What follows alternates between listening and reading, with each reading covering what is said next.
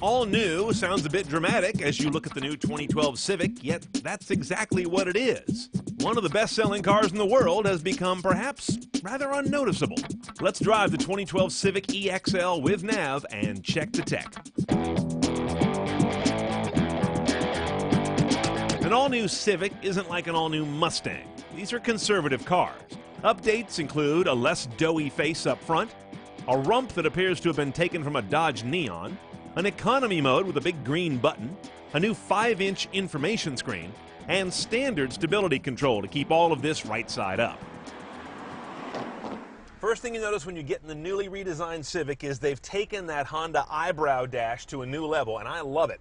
Right in the center, a big digital speedometer. On the side of that, 2 segmented bars that'll change color from either deep blue if you're driving like a pig, blue-green if you're not too heavy on the throttle, and green when you're driving like a Prius driver. On the left side is a segment gauge for fuel. On the right is your instantaneous MPG. Then you've got this new thing on the right, which is a completely new idea for Honda, this big LCD info gauge that ties into the left side controller here.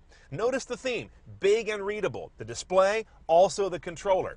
This I button takes me through, I think, a combination of 3 screen positions. This one here, which is date and time. The next one, which is media.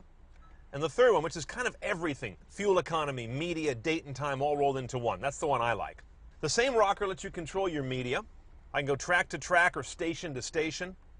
If I hold the button down, it seeks the station. If I bump it once, it goes to my next preset. It's all very logical. Up and down gives you volume. And again, notice how all the graphics are very clear and easy to see at a glance. This is some nice interface work. And up here you've also got some of your basic vehicle setup menus.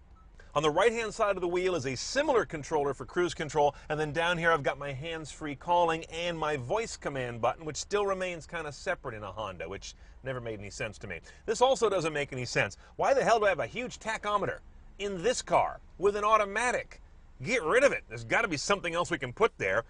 Maybe not, because everything I care about is up on the eyebrow. Over here's the economy button. This car has either a regular mode or push the green button, and you now have got a wimpy car. It tailors back all of its driving responses to encourage you to use less fuel. Here's something else I don't care about. This head unit, I'm tired of it. It's ancient. This is completely now at odds with the rest of the interface work Honda has done. This is the old school, the kind of crunchy graphics, the little tiny fiddly knobs, the small typography on the legends. This is like 2005, and this is 2011. This doesn't belong here anymore. The navigation system is entirely serviceable. It's just not any fun to deal with. You do have live traffic here under the little tiny information button. That'll show up as a list or on the map.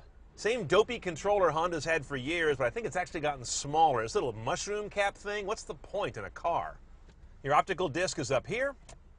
And among your audio choices are that CD, AM, FM, XM radio, no HD radio, and I've also got my USB pigtail down here. Auxiliary analog is up here. And once I get a phone paired up, I have Bluetooth streaming as well as hands-free calling. Audio output is straightforward, 160 watt amp. That's it. No subs, no surround, and no factory choices for an upgrade, not even on this high trim car. One transmission only on this EXL high trim car. It's this 5-speed automatic. Relatively few gears for this day and age. No rear view camera, standard or optional on a Civic still. No shifty thing, no gate, no paddles, no nonsense. This is not a race car. It's meant for getting around. Okay, in the engine bay, it's garden variety classic Honda stuff, which is a good thing. This car is about getting around efficiently for like 300,000 miles. And this is the kind of motor that does it. A not overstressed 1.8 liter inline 4, sitting side saddle, driving the front wheels, 140 horsepower, 128 foot-pounds of torque. Gets this guy up to 60 in about 9.2 seconds, which is not the point on a basic Civic. MPG is. They deliver there at 28 city, 39 highway. 39 highway, one shy of the magic 40. That's got to be killing them. Now compare those MPG numbers to the outgoing 2011 Civic and you'll see they're 2 to 3 miles per gallon better on a car with an automatic. Nice, but nothing dramatic. Okay, let's drive our eminently civilized Civic EXL. Again, high trim car here. But most importantly, a Civic is a transportation device. The athleticism of this car isn't the point. You get a Civic Si for that. Now, as I mentioned, the 5-speed transmission would appear to be a liability on paper, And the economy button here is one of interest. So let's see how those two work together. The nearest thing you've got to a sport position is D3.